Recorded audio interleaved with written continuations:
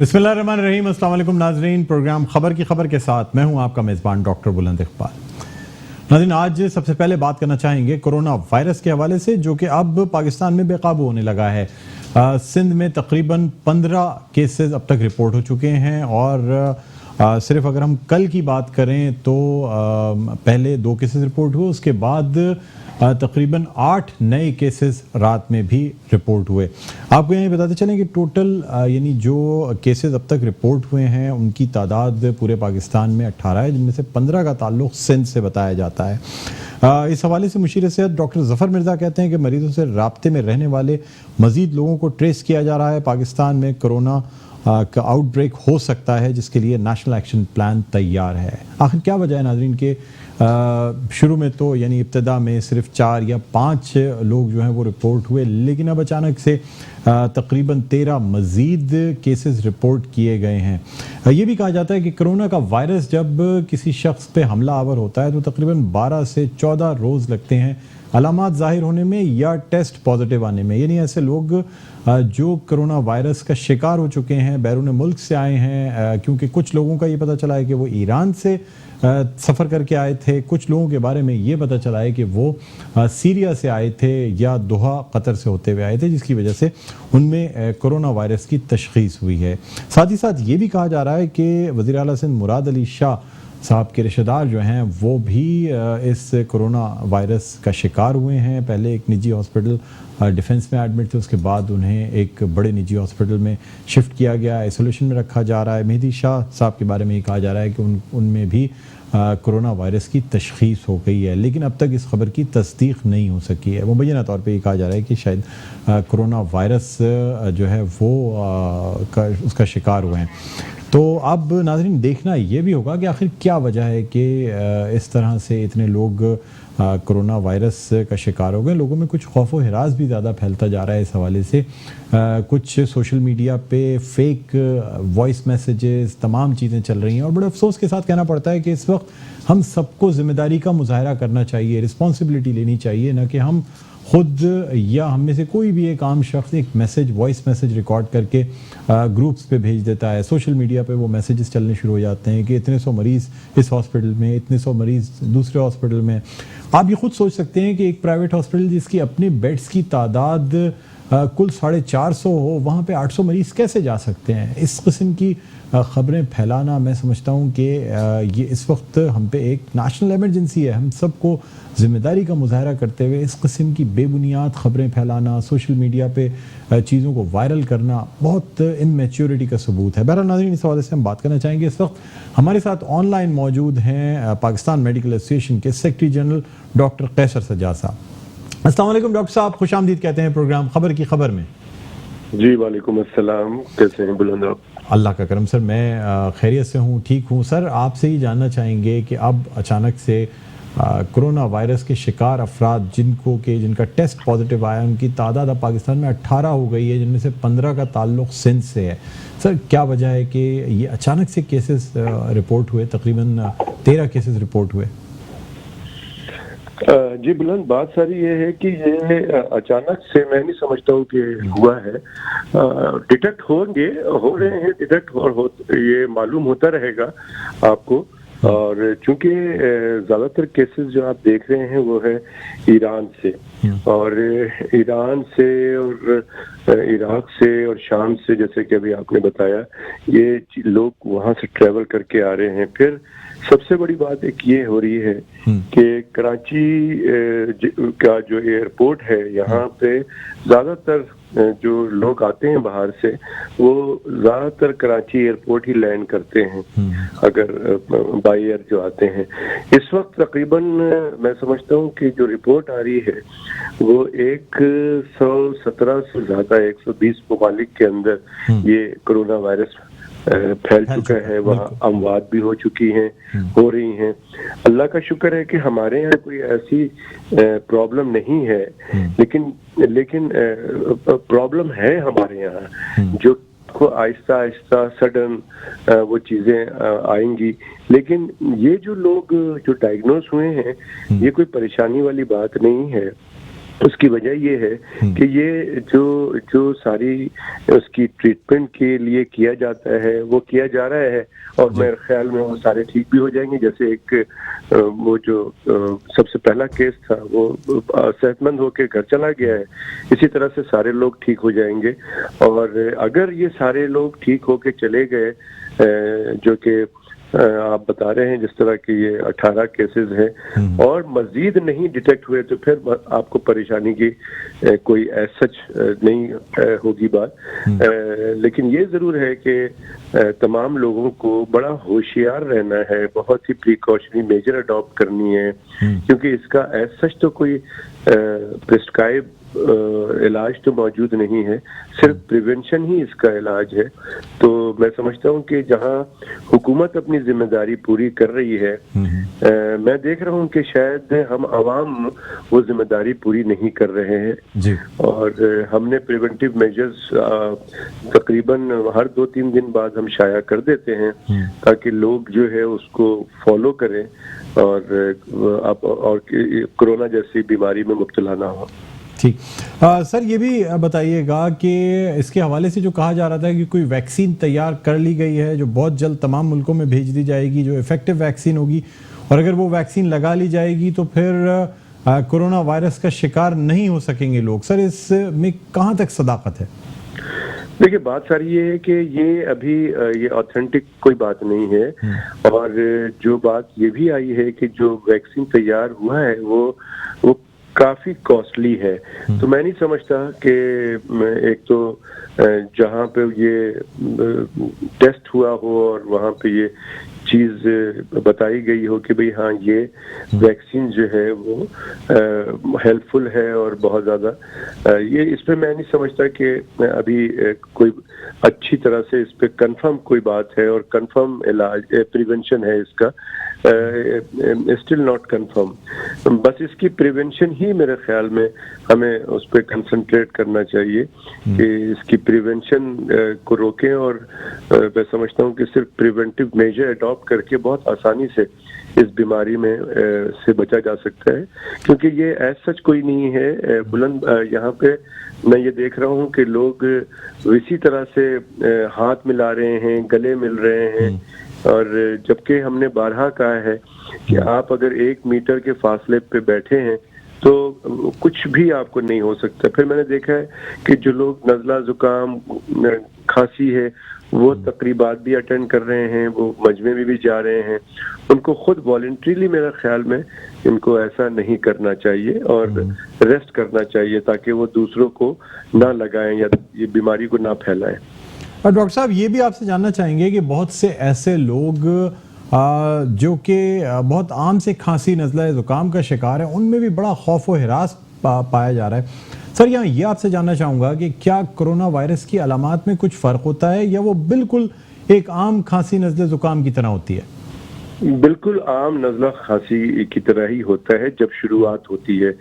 तो इस वक्त अगर कराची की बात की जाए तो कराची में वायरल एक डिजीज है जिसको हम इन्फ्लुएंजा वायरस कहते हैं, और आम जबान में लोगों के आपके व्यूअर को समझने के लिए लोग फ्लू कहते हैं, जी फ्लू हो गया। तो that is also a viral problem, और इन्फ्लुएंजा वायरस है ये।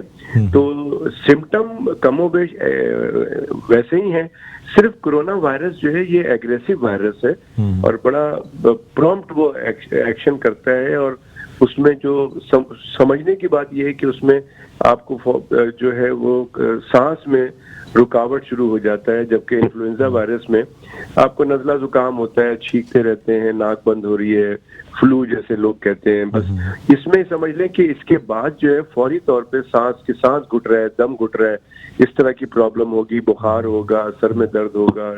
तो आहिस्ता आहिस्ता उसके चेस्ट इन्वॉल्व हो जाए, उसमें नमूनिया हो जाता है, और नमूनिया के बाद फिर इसका जो इफेक्ट होता है, उसका जो रेस्पिरेटरी सेंटर है हमारे ब्रेन में, उसको जाके ये हिट करता है, और फिर जब रेस्पिरेशन बंद हो जाती है तो आदमी का इंतकाल हो जाता है। तो ये इस तरह से होता है। लेकिन मैं समझता हूँ कि लोगों को बिल्कुल परेशानी नहीं होनी चाहिए, परेशान नहीं होना चाहिए। हाँ, ये जरूर है कि ये इस वक्त एक बहुत अच्छा मौका है कि हम अपने आप को साफ सुथरा कर लें। हमारे यहाँ हाइजीन बहुत मसला है, हमारे यहाँ हाइजीन का बड़ा प्रॉब्लम है। हम समझते हैं कि ये वक्त है कि अपने आप को कोरोना से बचाने के लिए अपनी जिंदगी में सफाई सुथराई का जो सिस्टम है उसको एडॉप्ट कर ले। अपने घर में साफ सुथरा खाना खाएं, साफ सुथरा कपड़े पहने, अपनी गलियों को साफ रखें, अपने आप को साफ रखें। जहां अपने घर को साफ रखें तो गलियों को तो आप साफ सुथरा रखें, तो अब आपकी बीमारी जो है आप में असरअंदाज नहीं होगी। फिर आपको पर्टिकुलरली अगर कोरोना से बचना है तो आप अपनी इम्यूनिटी बढ़ा दीजिए, क़ुव्वत मदाफ़त बढ़ाइए, नींद अच्छी कर लीजिए। तो मुश्किल होगा कि कोरोना आप पे अटैक करेगा। कोई अगर नज़ला जुकाम में उसको फ्लू हो गया है तो मैं समझता हूँ कि उसको घर पे छुट्टी कर लेना चाहिए, दरख्वास्त दे दे कि हमारी ये प्रॉब्लम है। तो बिल्कुल वो ना करे। मैंने आज भी ये बात प्रेस रिलीज के लिए बताई है कि जितने भी जगह हैं, खासकर ये जो PSL हो रहा है, बहुत सारे लोग हमें कह रहे थे कि डॉक्टर साहब आप इनको मशवरा दें कि ये PSL यहाँ से शिफ्ट हो जाए या इसको खत्म कर दिया जाए। लेकिन मैं बिल्कुल इसके अगेंस्ट हूँ। मैं चाहता हूँ कि जो सिस्टम आपका चल रहा है उसको चलने दें। आप PSL भी होना चाहिए, लेकिन मेरी दरख्वास्त ये है कि जो लोग फ्लू में हैं, जिनको प्रॉब्लम है, जिनको बुखार है, वो ना जाए, वॉलंटरीली ना जाए, घर पे बैठ के मैच देखें। हुजूम से बचें, जितने लोग हुजूम से बचें। कोई जरूरी नहीं है कि आप सारे मैच जाके स्टेडियम पे देखें। और मैंने PCB से भी रिक्वेस्ट की है कि यहाँ एंट्री पॉइंट में खासकर मेरे ख्याल में बहुत अच्छा काम कर रहे हैं, सैनिटाइजर्स और मशीनें लगाई जा रही हैं हाथ धोने। बिल्कुल ये सारी चीजें करनी चाहिए। और सिंध गवर्नमेंट जो है वो बहुत अच्छा काम कर रही है। ये बहुत मुश्किल चीजें होती हैं, इसको डिटेक्ट करना, डाटा बनाना, सब लोगों का कौन बाहर से आ रहा है और कहाँ रह रहा है, उसके साथ कौन कौन लोग आए हैं। तो ये अच्छा काम है सिंध गवर्नमेंट का खासकर, और बलूचिस्तान गवर्नमेंट बहुत अच्छा काम कर रही है। तो इसी तरह से इनको स्क्रीन करके थर्मल स्कैनर लगा के लोगों को जाने दें। लेकिन जहां हुकूमत की ये सारी जिम्मेदारी है, वहां मैं समझता हूँ लोगों की भी जिम्मेदारी बनती है। बहुत जिम्मेदारी है हम आवाम की। अपनी जान की हिफाजत आपने खुद करनी है। आप अगर जरा सा भी आप बीमार हो जाएंगे, फिर आपको बहुत अफसोस होगा कि मैं क्यों गया था और क्यों हुआ और मैं मजमे में क्यों गया। तो मेरा ख्याल में कि ये जो मैच होगा 12 तारीख से PSL का कराची में, लोगों से मैं आपके जरिए दरख्वास्त करूंगा कि घर बैठ कर मैच देखें। सर ये भी बता दीजिएगा कि ऐसी सिचुएशन में अगर स्कूल्स मजीद बंद किए जाते हैं तो उस हवाले से आपकी क्या राय होगी as general secretary Pakistan medical association के? क्या आप हुकूमत को ये मशवरा देना चाहेंगे कि स्कूलों की छुट्टियों को मजीद बढ़ाना चाहिए या स्कूल खोल देने चाहिए पीर के दिन से? देखिए, इसमें एक चीज़ बहुत इम्पोर्टेंट है कि ये जो कोरोना का वायरस है, इसमें जो लोग इंतकाल कर गए हैं वो ज़्यादातर जो है वो 60 से ज़्यादा की उम्र के लोग हैं। बच्चे शायद ही एक आध हुए होंगे चाइना में या इधर उधर, जहाँ पर भी ये बहुत एग्रेसिव हुआ है, इटली में भी। लेकिन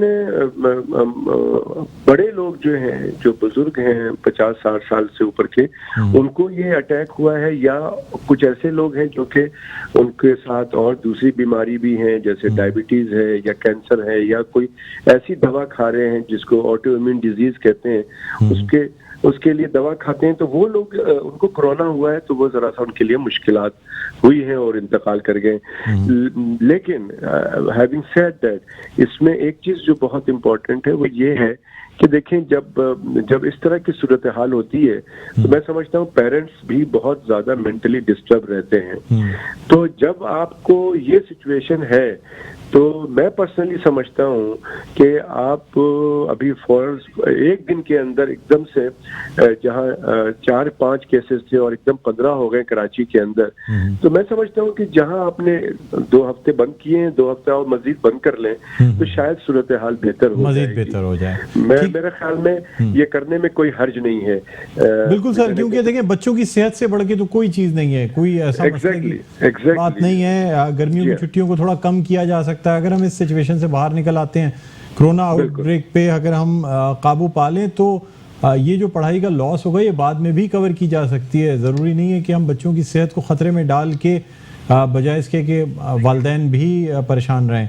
बहरहाल बहुत शुक्रिया डॉक्टर साहब, आपने हमें ज्वाइन किया। Doctor Qaiser Sajjad, secretary general Pakistan medical association, हमारे साथ ऑनलाइन मौजूद थे। बहुत शुक्रिया कॉल करने का, थैंक यू।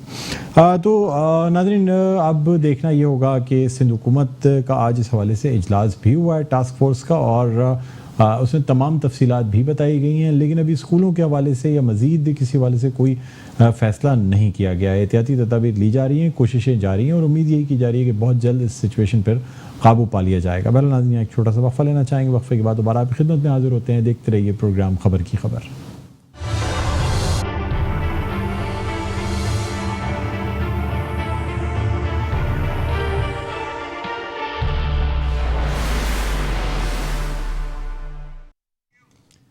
जी नाज़रीन, वेलकम बैक। एक दफ़ा फिर आपको खुशामदीद कहते हैं प्रोग्राम में खबर की खबर। मैं हूं आपका मेज़बान डॉक्टर बुलंद इकबाल। नाज़रीन, अब हम कुछ बात करना चाहेंगे प्राइवेट स्कूल्स के हवाले से। इस महंगाई के दौर में जिस तरह हम जानते हैं कि अभी कुछ ही दिनों में यानी जब स्कूल्स खुल जाएंगे तो इम्तिहानात होने हैं स्कूल्स के, और उसके बाद एक नया सिलसिला शुरू होता है। यानी बहुत से निजी स्कूल्स ऐसे हैं जो ना सिर्फ लिस्ट नहीं देते किताबों की, कॉपियों की, बल्कि एक कंडीशन भी लगा दी जाती है, शर्त लगा दी जाती है कि अगर आपने इस स्कूल में तालीम हासिल करनी है तो फिर किताबें, कॉपियाँ, यूनिफॉर्म्स, तमाम चीज़ें जो हैं वो उसी स्कूल से हासिल करनी होती हैं। कुछ ऐसी चीज़ें दी जाती हैं जो मार्केट में शायद अर्जा नरखों पर दस्तयाब होती हैं, लेकिन चूँकि ये शर्त होती है कि ये तमाम चीज़ें उसी स्कूल से ख़रीदनी है, इसलिए जो वालिदैन हैं वो मजबूर होते हैं ज़्यादा पैसे खर्च करके ये तमाम चीज़ें उसी स्कूल से ख़रीदने पर। इस हवाले से एक बहुत अच्छा इक़दाम डायरेक्टरेट ऑफ प्राइवेट इंस्टीट्यूशंस का सामने आया है। आज बाकायदा एक प्रेस रिलीज़ भी निकाली गई, एक सर्कुलर भी निकाला गया, और उसमें ये बताया गया है कि अब स्कूल्स को पाबंद कर दिया गया है कि वो रिज़ल्ट के साथ ही, यानी इम्तिहानात के नताइज के साथ ही वो लिस्ट फराहम करेंगे तमाम किताबों, कॉपियों और तमाम चीज़ों की, और फिर वालिदैन को ये चॉइस हासिल होगी उनके पास कि वो जहाँ से चाहें, अगर उनको कहीं से अर्जा कीमतों पर किताबें, कॉपियाँ मिल रही तो वो ले सकते हैं, या जिस तरह पहले हुआ करता था कि आधी कीमत पर इस्तेमाल शुदा किताबें मिल जाया करती थी तो वो भी इस्तेमाल की जा सकेंगी। आखिर ये सर्कुलर निकालने की ज़रूरत क्यों पड़ी और किस तरह से इन चीज़ पर या इन तमाम चीज़ों पर अमल दरामद किया जाएगा, इस हवाले से हम बात करना चाहेंगे। हमारे साथ इस वक्त ऑनलाइन मौजूद हैं director general directorate of private institutions Mansoob Siddiqui sahab. अस्सलाम वालेकुम सर, आपको खुशामदीद कहते हैं प्रोग्राम खबर की खबर में। वालेकुम सलाम। मंसूब साहब, एक खुशाइंद यानी सर्कुलर या जिसे हम कहेंगे एक अच्छी खबर सामने आई है। वालिदैन को इस महंगाई के वक्त काफ़ी रिलीफ भी मिलेगा। सर क्या कहते हैं, क्या पस मंज़र है, अचानक से किस तरह से ये सर्कुलर निकाला गया स्कूलों को पाबंद करने का कि वो अपनी मनमानी कीमत नहीं ले सकते कॉपियों, किताबों की या यूनिफॉर्म्स की? जी हाँ, इस सिलसिले में पहले भी हमने सर्कुलर निकाले थे और टीम वगैरह भी बनाई थी और उस पर अमल दरामद भी हमने कराया था, लेकिन ये देखा गया था कि जो बड़े स्कूल हैं या बाद जो हमारे मिडिल और लोअर मिडिल तबके के जो स्कूल हैं वो जो है ना वो उस पर अमल दरामद नहीं कर रहे थे। अब ये है कि अब हमने 6 डिस्ट्रिक्टों में 6 कमेटी बनाई, 2 रुकनी कमेटी बना दी है और इनको पाबंद किया है। इसकी वजह ये है कि बाहर जो है ना, आप खास तौर पे जो मार्केट में अगर आप जाएं तो वहाँ कीमतें जो ना बहुत कम होती हैं और ये बहुत ज्यादा यानी कि कीमत ले रहे हैं। तो अगर इनको बहुत शौक है अपने मोनोग्राम का तो ये अलग से भी कवर चढ़ा सकते हैं या तो स्टैम्प लगा सकते हैं। तो ये इस दफा सख्ती से अमल किया जाएगा। अच्छा, मुझे ये भी बता दीजिएगा कि अमल तो किया जाएगा सर, लेकिन इस पर यानी स्कूल कैसे पाबंद होंगे? कोई स्ट्रेटजी बनाई गई है कि तमाम स्कूलों में किस तरीके से चेकिंग्स की जाएंगी कि ये स्कूल्स जो हैं ये ज़्यादा कीमतों पे किताबें, कॉपियाँ या ये तमाम चीज़ें, क्योंकि स्कूल का काम तालीम देना है सर, किताबें बेचना, कॉपियाँ बेचना तो नहीं है। इस पर अमल दरामद कैसे कराया जाएगा? इस सिलसिले में हमने पहले से आपको पता है कि कंप्लेंट सेल हमारी मौजूद है और कंप्लेंट सेल के नंबर वगैरह सारी चीज़ें जो है ना वो उसमें हमने पहले भी दी हुई हैं लोगों को फीसों के हवाले से, और टीमें बनी हुई हैं। पेरेंट को इजी एक्सेस होगा कि वहां जाके वो मतलब ये कि कंप्लेंट दाखिल करें, और ये जो आपकी किताबें, कॉपियां जो हैं वो इनको जो है ना हर लिहाज से जो मार्केट रेट से जो है ना कम में मतलब ये देना है। तो सर अभी भी मतलब स्कूल्स अगर चाहेंगे तो वो अपनी किताबें कॉपियां खुद देने के मजाज होंगे, या हर सूरत में उन्हें लिस्ट प्रोवाइड करनी है और पेरेंट्स के पास ये चॉइस होगी कि वो कहीं से भी ये किताबें कॉपियां खरीद सकें? जी हाँ, लिस्ट दे देंगे ओपन मार्केट में। वालिदैन का यानी कि शौक भी है कि वो मार्केट से ले या अपना स्कूल से ले, लेकिन स्कूल वाले जो है ना मार्केट रेट से जो है ना वो ज्यादा चार्ज नहीं। सर इस हवाले से कुछ वीडियोस भी वायरल हुई थी सोशल मीडिया पे, जिसमें कुछ बड़े निजी स्कूल्स हैं जिनका कि नाम बाकायदा लिया गया और उनके हवाले से ये कहा गया कि ये जो प्राइस लिस्ट या जो चीज़ें उन्होंने फराहम की थी उससे कहीं कम कीमतों पे ये तमाम चीज़ें मिल रही थी मार्केट में, लेकिन जो वालिदैन हैं वो इसलिए मजबूर थे कि वहाँ से पाबंदी लगाई गई थी स्कूल की जानिब से कि चूँकि ये किताबें शायद स्कूल के नाम से छपवाई जाती हैं या कॉपियाँ छपवाई जाती हैं, तो उनको इस बात की इजाज़त ही नहीं दी जाती कि वो ओपन मार्केट से ये तमाम चीज़ें खरीद सकें। सर इस पर किस तरह कंट्रोल किया जाएगा? या इस सिलसिले में जब हमें मालूम हुआ तो उस स्कूल को मैंने बाकायदा खत लिखा और उन्होंने बाकायदा हमें कहा कि जनाब ये इससे इस जो बुक स्टॉल और ये सारी चीजें इनसे हमारा कोई ताल्लुक नहीं है, ये अपने तौर पे किसी ने किया हुआ है। और उसका बाकायदा जवाब जो है ना सेक्रेटरी साहब ने भी वो तफसीलन, फिर मिनिस्टर साहब ने भी तफसीलन जो उस जमाने में थे, तो वो मकसद ही कि उन्होंने एक्शन लिया था, लेकिन पता ही चला कि वो उनके यानी कि वो बुक स्टॉल नहीं है। अच्छा सर ये भी आपसे जानना चाहेंगे कि कराची में अच्छे खासे स्कूल्स हैं और फिर पूरे सिंध के लिए ये सर्कुलर निकाला गया है, तो बाकी जो अजला हैं वहाँ कैसे इस पर अमल दरामद कराया जाएगा?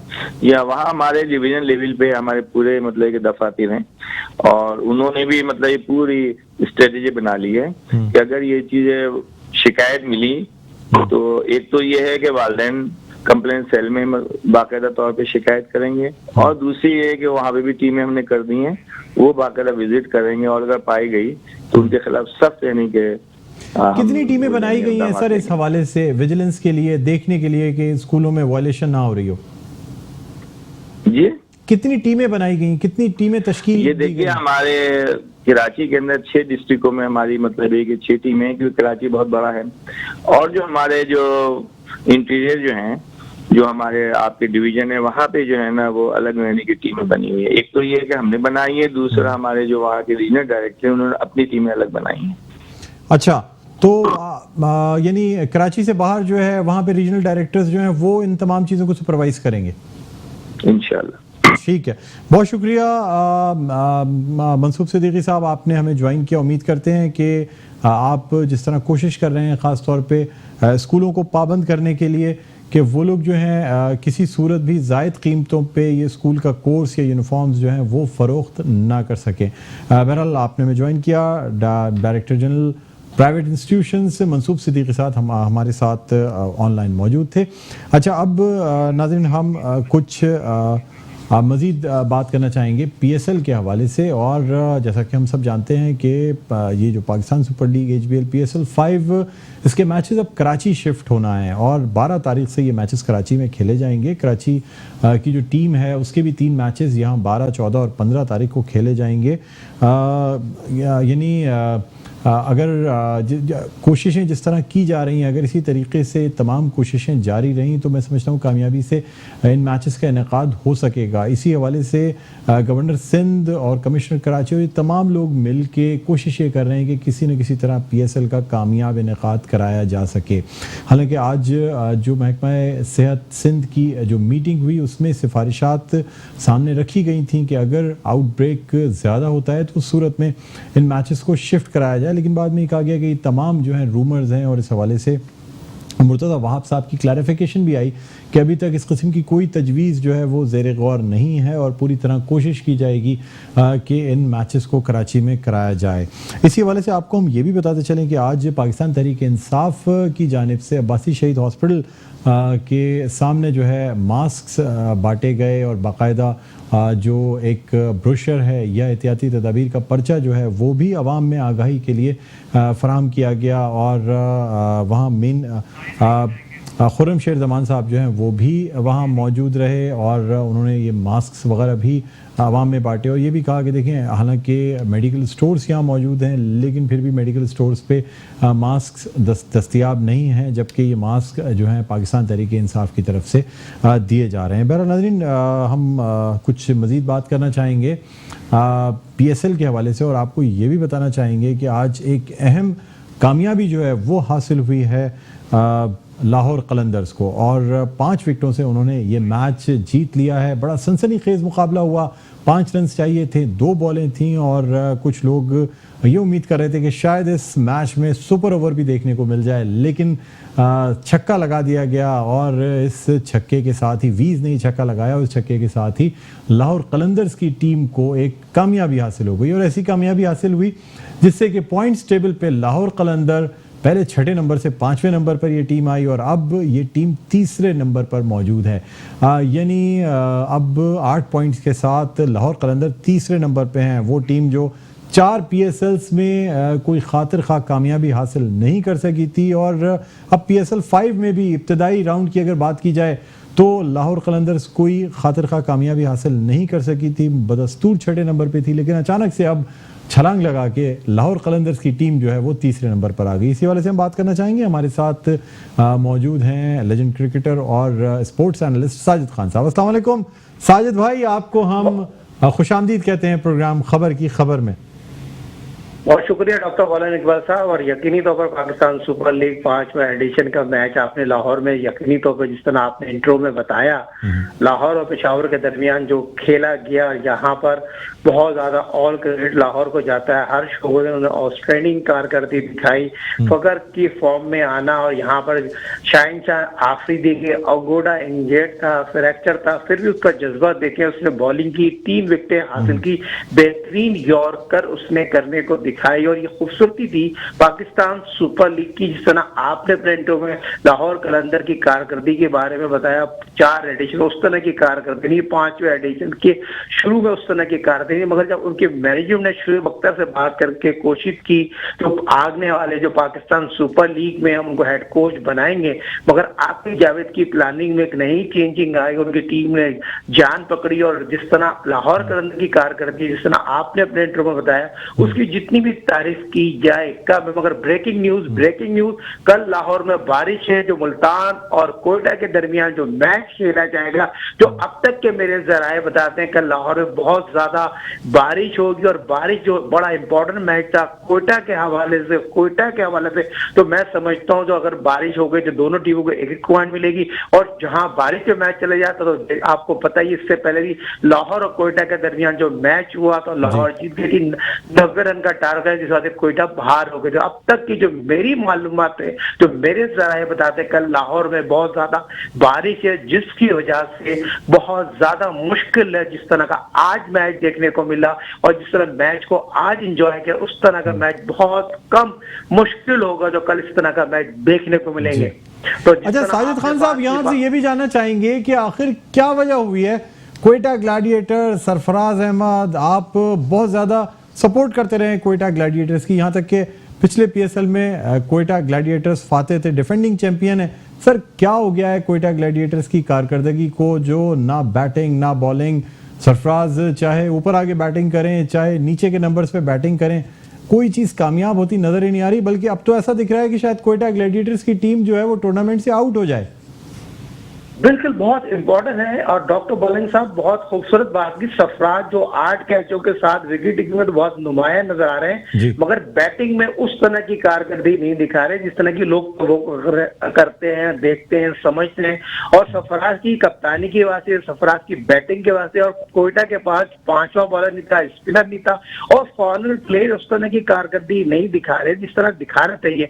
और कोयटा की कारकर्दगी अगर देखा जाए तो वहां पर उनके मैनेजर आजम खान का जो बात की जाए पिछले 5 महीने से प्लेयरों को पिक करते हैं, चूज करते हैं, मगर जिस तरह के उन्होंने पाकिस्तान सुपर लीग के 5वें एडिशन में उस तरह के प्लेयर नहीं लिए जिस तरह के लेना चाहिए था। कोयटा की कारकर्दगी पूरी बॉलिंग कोच अब्दुल रज़ाक की अगर जिक्र ना करें तो ज्यादती होगी। एनालिस्ट उनके पास नहीं है। उनके बॉलिंग अस्टन की बात करूं, हालांकि इतनी अच्छी बॉल करी, नसीम शाह अनफिट हो गए और इस तरह की अनवर अली और सुहेल खान बॉलिंग करे, इस तरह से थोड़ी मैच जीता जाते हैं। डॉक्टर साहब, आप पाकिस्तान सुपर लीग को डिफेंड करने जा रहे हैं और लास्ट में पाकिस्तान को सुपर लीग जीतते हुए, तो इस तरह से टीम नहीं जीतती। टीम जेल होती है, टीम गेम होता है। तो कोयटा की कारकर्दगी एक सवारी निशान बनकर सामने आ गई। और जिस तरह कल एक मैच करेगी और पाकिस्तान सुपर लीग का आखिरी राउंड का मैच कराची और कोयटा का नेशनल स्टेडियम कराची में खेला जाएगा। ये भी बड़ा टफ मैच होगा, इसलिए इस प्रोग्राम में जो खबर की खबर पे बताना जरूरी था। कोयटा के 2 मैच बड़े अहम है, तो कोयटा बहुत मुश्किल होगी कल, जिस तरह अब तक की जरा ये बताते हैं बहुत ज्यादा बारिश हो। आखिरी मैच जिस तरह कराची और कोयटा का खेला जाएगा, तो कोयटा का कम बैक करने के लिए बहुत सी चीजों का काम करना पड़ेगा उनको। ठीक है साजिद भाई, बस एक लास्ट बात आपसे करना चाहूंगा, मुझे बताइएगा फाइनल में किसको देख रहे हैं, कौन सी 2 टीमें फाइनल में होंगी? देखिए बहुत ज्यादा चांसेस हैं। मुल्तान के बात करूं मैं, मुल्तान की टीम बहुत ज्यादा मैं कहना चाहिए बहुत आगे चले गई है। लाहौर का कमबैक होना इस तरह बहुत इंपॉर्टेंट है। पेशावर की और कराची की। सर कोई 2 टीमों के नाम बताएं, आप क्या समझते हैं फाइनल कौन सी 2 टीमें खेल सकती हैं? देखिए बहुत इंपॉर्टेंट है, अगर मैं लाहौर को देख रहा हूँ, मुल्तान को देख रहा हूँ, ये बहुत इंपॉर्टेंट है। ये दोनों का फाइनल बन सकता है। ठीक है सर, बहुत शुक्रिया। साजिद खान साहब sports analyst, senior sports analyst हमारे साथ मौजूद थे, जिनका ये कहना था कि लाहौर और मुल्तान जो है उनकी, यानी मुल्तान सुल्तान्स और लाहौर कलंदर्स ऐसी टीमें हैं जो कि फाइनल में ये देख रहे हैं। लेकिन बहरहाल अभी पॉइंट्स टेबल ओपन है। अगर अब भी कोई टीम बहुत मेहनत करती है, बड़े मार्जिन से मैच जीतती है, तो फिर उसके पास चांस होगा PSL HPL PSL 5 में अपनी जगह बनाने के लिए। नाज़रीन, एक छोटा सा वक्फे के बाद दोबारा आपकी खिदमत में हाजिर होते हैं। कहीं ना जाइएगा, देखते रहिए प्रोग्राम खबर की खबर।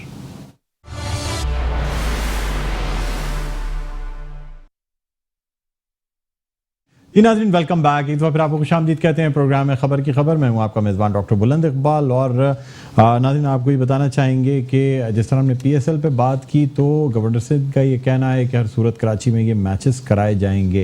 हिफाजती इक़दामात भी लिए जा रहे हैं, यानी स्टेडियम के बाहर ना सिर्फ थर्मल स्कैनर से लगाए जाने का इम्कान है, बल्कि उसके साथ साथ हाथ धोने की मशीनें और हैंड सैनिटाइज़र्स भी लगाए जाएंगे। ये भी मुमकिन है कि शायद शायकीन क्रिकेट को टिकट्स के साथ एक अदद मास्क भी दे दिया जाए, ताकि ये जो लोगों में डर या खौफ व हिरास फैलता जा रहा है कि शायद अगर बहुत से लोग एक जगह जमा हुए और फिर कराची में चूँकि या तकरीबन 15 केसेस सिंध से पॉजिटिव आ गए हैं, तो ये भी लोगों में खौफ व हिरास है कि कहीं इस मजमे में जाने से लोगों में ये आउटब्रेक ना फैल सके। लेकिन हमारी बात इस हवाले से पाकिस्तान मेडिकल एसोसिएशन के secretary general doctor Qaiser Sajjad से भी हुई, जिनका यह कहना था कि अगर कुछ लोग बीमारी का शिकार हैं, नज़ला है, ज़ुकाम है, तो फिर बेहतर ये होगा कि ऐसे लोग घर पे टीवी स्क्रीन पर बैठकर यानी देखकर मैच एंजॉय करें, बजाय इसके कि वो स्टेडियम आएँ। क्या सूरत हाल है वफाकी हुकूमत का, इस हवाले से क्या मौक़िफ़ है, जानना चाहेंगे। इस वक्त हमारे साथ ऑनलाइन मौजूद हैं रहनुमा पाकिस्तान तहरीक इंसाफ और मेंबर सूबाई असेंबली बिलाल गफ्फार साहब। जी अस्सलाम वालेकुम बिलाल साहब, आपको हम खुशामदीद कहते हैं प्रोग्राम खबर की खबर में। Thank you so much sir, क्या कहते हैं मैचेस? PSL बड़ा टूर्नामेंट है, एक तरफ पाकिस्तान की जाहिर सी बात है रेपुटेशन और दुनिया में नाम का मामला है, दूसरी तरफ सेहत का मसला है। सर 15 केसेस सिंध से रिपोर्ट हो जाना, आप क्या कहते हैं सर, क्या सेफ है PSL के मैचेस पाकिस्तान में होना, यानी कराची? जी, आपने बताया बिल्कुल सही कि 16 केसेस हैं और इसमें जो मेजॉरिटी केसेस वो हैं ये जो बाहर से आए हैं, और जो 8 केसेस तो वही थे कि जो लास्ट दिन की ट्रैवल हिस्ट्री मिल रही है उनके 8 केसेस तो तकरीबन वही है। लेकिन जो सबसे खुशाइन बात यह है कि जो फर्स्ट केस रिपोर्ट हुआ था वो अब नेगेटिव हो गया, तो इट मीन्स के क्योर हो रहा है। अब ऑब्वियसली आम आदमी को, मासेस को एहतियाती जो तदाबीर हैं वो फॉलो करनी पड़ेगी ताकि ये लोकलाइज स्प्रेड ना हो। अभी तक कोई लोकलाइज स्प्रेड के सिम्टम्स नहीं मिल रहे हैं। Obviously PSL is a big event. अभी जब वो आपका PCB और सिंध गवर्नमेंट ने बात भी की है कि इसको किस तरह करें, लेकिन अभी तक तो जो इंफॉर्मेशन यही है कि जो PSL के जो मैचेस कराची में होने हैं वो एज पर शेड्यूल है। अच्छा, मुझे ये बताइएगा कि वफाकी हुकूमत की जानिब से कोई इजलास या कोई इस किस्म की PSL के हवाले से कोई डिसीजंस लिए गए हैं, क्या मेजर्स लिए जाएंगे, किस तरीके से? ऑब्वियसली जो सिंध हुकूमत ने PCB से ना आज मीटिंग की है, PCB ने भी अपने सजेशंस दिए हैं, उसके बाद वफाकी हुकूमत से भी बात होगी। टीम्स इधर आ चुकी हैं, लाहौर कलंदर की टीम भी कल कराची में होगी, जो मेरे एज पर माई इंफॉर्मेशन। तो ऑब्वियसली जो लोग थोड़े से जिनका फ्लू है या थोड़े जिनके पास उनका नजला जुकाम है, तो वो मैच देखने ना जाएं, घर पे बैठे मैच एंजॉय करें। और ऑब्वियसली जो जिनकी जो सेंसिटिव हैं या जिनका इम्यून सिस्टम थोड़ा वीक है, तो वो बाहर ना जाएं तो बेहतर होगा। लेकिन मैं आपकी मीडिया से एक और चीज रिक्वेस्ट करूंगा कि आप जो पॉजिटिव न्यूज है वो दें, क्योंकि बहुत सी फेक न्यूज अलर्ट चल रही हैं, खौफ और सर सोशल मीडिया पे चल रही है सर, उस पे तो वही मैं सोशल मीडिया पे कह रहा हूँ, सोशल मीडिया पे जो फेक न्यूज चल रही है उसको आप काउंटर करें, because media always play a positive role. जब भी ऐसे, चाहे वो अर्थक्वेक हो, आपके बारिशें हो, जब भी ऐसे कोई वाकयात होते हैं जो नेचुरल डिजास्टर्स होते हैं, उसमें पाकिस्तानी कौम जो है वो एक होती है, जिम्मेदारी का सबूत देना चाहिए। बिल्कुल सही फरमा रहे हैं सर। आपसे एक बात जानना चाहूंगा, आज भी पाकिस्तान तहरीक इंसाफ की जानिब से बादशाह हॉस्पिटल के इलाके में जो है मास्क जो हैं वो बांटे गए हैं। सर मैं ये आपसे जानना चाहूंगा कि drug regulatory authority of Pakistan drape जो है सर, उसका बहुत बड़ा रोल है सर, वफाकी हुकूमत के अंडर में इदारे आते हैं सर। ये अब तक कोई स्टेप्स लिए गए हैं कि मास्क जो हैं वो कम से कम जो नॉर्मल कीमत है उस पर मिले, या हुकूमत पाकिस्तान जो है वो मास्क इंपोर्ट करके बगैर ड्यूटी के, वैसे भी कोई इस पर खास ड्यूटी होती नहीं है, ताकि ये मेडिकल स्टोर्स पे मौजूद हो। सर अगर सियासी जमातें मास्क बांटने लग जाएंगी, आप समझते हैं ये मसले का हल है?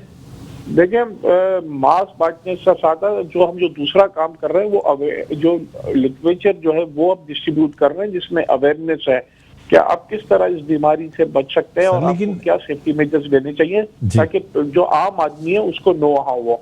क्योंकि आपको पता है एक फियर ऑफ अननोन है, लोग है ना खौफ के शिकार आ जाते हैं कि जब भी कोरोना वायरस का नाम सुनते हैं। अब लोगों को ये भी पता होना चाहिए कि इसकी दुनिया भर में जो मोर्टेलिटी रेट है वो बिटवीन 2 to 3% है। बहरहाल आपकी जो बात है कि जो मास्क की और के मास्क की सप्लाई, अब जाहिर है ये ना जो मास्क आपके चाइना से आते थे या दूसरे कंट्री से आते थे, क्योंकि जो कोरोना वायरस का जो पूरी दुनिया में एक इम्पैक्ट आया है जहाँ पे सप्लाई इश्यूज हुए हैं, तो अनफॉर्चुनेटली यहाँ पे वही जो आपके माफियाज होते हैं जो ऐसी चीजों को कैच करते हैं। तो मेरी उनसे अपील है कि ऐसे नाजुक मरहले में आप अपने प्रॉफिट्स और ना देखें, और आप देखें चाहे वो प्रोविंशियल गवर्नमेंट हो या फेडरल हुकूमत हो, उन्होंने रेड्स करके बहुत से मास्क भी पकड़े और इंश्योर किया कि इसकी होर्डिंग ना हो। ऑब्वियसली हमारी यही कोशिश है कि स्मूथ सप्लाई ऑफ मास्क हो, लेकिन अब देखिए इंडिविजुअल कैपेसिटी पे या पार्टी की कैपेसिटी पे अगर कोई मास्क डिस्ट्रीब्यूट करता है तो उसको अप्रिशिएट करना चाहिए, कि ताकि लोगों को मास्क डिस्ट्रीब्यूशन के साथ साथ अवेयरनेस की जो एक साइकिल है, जो अवेयरनेस का जो प्रोग्राम है, लोग उससे सर। लेकिन यहाँ दूसरी जानिब एक नेगेटिव पॉइंट भी है सर। देखें कोरोना के आउटब्रेक के लिए मजमे को या किसी भी इज्तिमा को इसको मना किया जाता है कि ज़्यादा लोग एक जगह इकट्ठे ना हो, क्योंकि सर हो सकता है जो मास्क लेने आपके पास आ रहा हो वो ऑलरेडी फ्लू में मुब्तला हो और उस मजमे के दौरान ही वो आउटब्रेक या कोरोना को फैलाए। तो आप भी समझते हैं कि ना मजमा हम क्रिएट नहीं करते, इंडिविजुअली हम ना लोगों को डिस्ट्रीब्यूट करते हैं, और एक आप समझ रहे हैं कि स्टॉल लगा के वहां पे लोग आके ले जाते हैं। हम खुद ये कोशिश करते हैं कि मजमा क्रिएट ना हो, और असल जो इसके पीछे है वो है अवेयरनेस कैंपेन, क्योंकि लोग बहुत खौफ और हिरास हैं कि शायद ये पता नहीं जानलेवा बीमारी है, इसका कोई इलाज नहीं है। अब आपको पता है कि अगर कोई इसमें किसी को ये वायरस के सिम्टम्स आते हैं या वो वायरस पॉजिटिव होता है, तो उसका एक ही इलाज है कि उसको आप 14 दिन तक आइसोलेशन में रहें और जो भी एक जो इसकी दवाइयां हैं या जो भी प्रिस्क्रिप्शन है वो उसको फॉलो करें। लेकिन ऑब्वियसली इसका जो बेसिक जो रीजन ये है कि आपकी जो एहतियाती तदाबीर है वो आप उस पर इम्प्लीमेंट करें। ठीक है, बहुत शुक्रिया बिलाल गफ्फार साहब, आपने हमें ज्वाइन किया। रहनुमा पाकिस्तान तहरीक इंसाफ और मेंबर सूबाई असेंबली बिलाल गफ्फार हमारे साथ ऑनलाइन मौजूद थे। नाज़रीन अब देखना ये होगा कि जहां सिंध हुकूमत कोशिशें कर रही है और हत्तुल इम्कान ये कोशिश की जा रही है कि इस आउटब्रेक को रोका जाए, तो वहाँ वफाकी हुकूमत की जानिब से सिंध में क्या रोल प्ले किया जाता है, ये नहीं मास्क की फराहमी को यकीनी बनाने के लिए किस तरह से एक्शन लिए जाते हैं और ड्रग रेगुलेटरी अथॉरिटीज़ जो हैं उनकी जानिब से क्या एक्शन लिया जाता है, ख़ासतौर पे वफाकी हुकूमत की जानिब से। नाज़रीन इसी के साथ अब हमारा प्रोग्राम अपने इख्तिताम पर पहुंचता है। मुझे बुलंद इकबाल को इजाज़त दीजिए, अपना बहुत ख्याल रखिएगा। अल्लाह हाफ़िज़।